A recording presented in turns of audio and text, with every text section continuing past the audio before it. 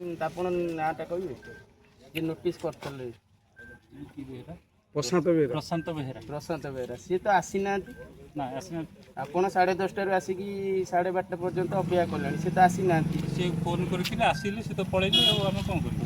ଆପଣ ମାପ ସ୍ଥଗିତରେ ଆପଣ ମାପ ବର୍ତ୍ତମାନ ଯଦି ମାପକୁ ଦେଖେଇବୁ କାହାକୁ ଆପଣ ଯାଇକି ତହସିଲରେ ପୁଣି ଆମେ ରିପୋର୍ଟ ଦେଇଦେବୁ। ରିପୋର୍ଟ କ'ଣ ଦେବେ?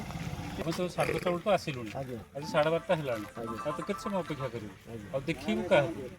ଆପଣ ବି ଯେତେବେଳେ ରିପୋର୍ଟଟା ଦେବେ ତହସିଲରେ ଆପଣ ନେଇକି ରିପୋର୍ଟଟା ଦେବେ, କ'ଣ ଦେବେ? ଆପ୍ଲିକାଣ୍ଟ ଯିଏ ଆପ୍ଲାଏ କରିଥିଲେ ସିଏ ତ ଅନୁପସ୍ଥିତ ଥିବାରୁ ମାପଟା ସ୍ଥଗିତ କରାଗଲା। ଆଉ ଜମି ମାଫିଆ ପ୍ରଶାନ୍ତ ବେହେରା ଠିକ୍, ଜମି ମାଫିଆ ପ୍ରଶାନ୍ତ ବେହେରା ଠିକ୍। ଶ୍ରୀମତ ବେହେରା ଦାଶରଥୀପାଟଣା ଗ୍ରାମବାସୀ। କ'ଣ କହିବେ ଯେଉଁ ସମସ୍ୟା ଅଛି କ'ଣ କହିବେ? ଆମର ବର୍ତ୍ତମାନ ସରକାର କହୁଛନ୍ତି ଯେ ଆମ ସରକାର ବର୍ତ୍ତମାନ ସିଏ କହିବା କଥା ମା ପାଇଁ ଗଛ, ଆମେ ଚାହୁଁ ମା ପାଇଁ ଗଛଟିଏ, ଆମେ ବୃକ୍ଷରୋପଣ ଆକୁ 15-20 ବର୍ଷ ଏଭବ ଆମେ କରିଛୁ।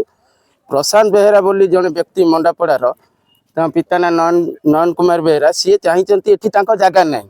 ସରକାର ଜାଗାକୁ ପୂର୍ବରୁ ଜେସିବି ମାରି ସଫା କରିଥିଲେ, ଆମେ ବିରୋଧ କରିଥିଲୁ। ତାପରେ ପୁଣି ଏବେ ନୋଟିସ୍ କରିଛନ୍ତି ଯେ ମାପ କରିବା ପାଇଁ। ସରକାର କହୁଛନ୍ତି ଗଛ ଲଗେଇବା ପାଇଁ, ଗଛ ଇଏ ଚାହୁଁଛନ୍ତି ଗଛ କାଟିବା ପାଇଁ। ଗଛ କାଟିକି ବାଟ ନେଇ ଜମିକି, ତାଙ୍କର ଜମି ନାହିଁ, ଲୋକଙ୍କ ଜମି କେମିତି ବିକ୍ରି କରିବା ପାଇଁ, ଅନାବାଦୀ ଜାଗା କେମିତି ବିକ୍ରି କରିବା ପାଇଁ ସେ ଗୋଟେ କୁଚକ୍ରାନ୍ତ କରିକି ଗଛକୁ କାଟିବା ପାଇଁ ଚାହୁଁଛନ୍ତି। ଆଉ ତାଙ୍କୁ ସପୋର୍ଟ ଦେଉଛନ୍ତି ଆପଣଙ୍କର ଯେଉଁ ମିଡ଼ିଆ ଭାଇମାନେ, ରୁଦ୍ରାଶିଷ ନାଥ ବି ଅଛନ୍ତି ଜିନିଷ, ଆଉ ଯେଉଁ ପ୍ରଶାନ୍ତ କୁମାର ବେହେରା ଯିଏକି ନୋଟିସ୍ କରିଛନ୍ତି ସେ ଜାଗା ଉପରକୁ ଆସୁନାହାନ୍ତି। ପୂର୍ବରୁ ଗଛ କାଟିଥିଲେ, ଆମେ ବିରୋଧ କରିଥିଲୁ, ଆମେ ତହସିଲଦାରଙ୍କ ପାଖରେ ଆପ୍ଲିକେସନ ବି ଦେଇଥିଲୁ, ବନ୍ଦ ଥିଲା। ଏବେ ପୁଣି ନୋଟିସ୍ କରିଛନ୍ତି, ପୁଣି ଆମେ ମୂଲ୍ୟବାନ ଗଛ, ଆମ ଶାଗୁଆନୀ ଅଛି, ଆକାଶିଆ ଅଛି, ଆପଣ ଦେଖୁଥିବେ ବହୁତ ବଡ଼ ବଡ଼ ଗଛ, ବହୁତ ପରିଶ୍ରମ କରି ଗ୍ରାମବାସୀ ଆମେ ଲଗେଇଛୁ, ତାକୁ ବାଡ଼ ଦେଇଛୁ, ହାତରୁ ପଇସା ଖର୍ଚ୍ଚ କରି। ସରକାର କହୁଛନ୍ତି ଗଛ ଲଗେଇବା ପାଇଁ, ଆମେ ଗଛ ଲଗେଇଛୁ ଯେହେତୁ ସରକାରଙ୍କ ଜାଗା।